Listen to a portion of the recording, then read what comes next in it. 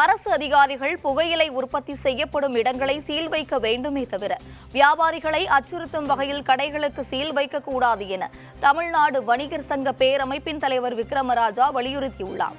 அரசு தடை செய்துள்ள புகையிலை பொருட்களை விற்பனை செய்வதில்லை என்பதில் வியாபாரிகள் தெளிவாக இருப்பதாகவும் அவர் கூறியுள்ளார். புகையிலை கடை கம்பெனிக்காரங்க பில் போட்டு கொடுக்கிறாங்க, அதை வாங்கி வெல்லும் புகையிலை என்பதை வியாபாரிகள் விற்பனை செய்கின்றார்கள்.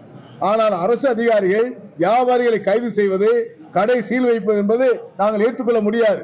அவர்கள் சீல் வைக்க வேண்டும் என்று சொன்னால் புகையிலை உற்பத்தி இடத்துல அதை சீல் வைக்கப்பட வேண்டுமே தவிர வியாபாரிகள் மீது அச்சுறுத்துவதாகவும் கடைகளை சீல் வைப்பு என்பதும் அறவே இருக்கக்கூடாது என்பதை வலியுறுத்தி இருக்கிறோம்.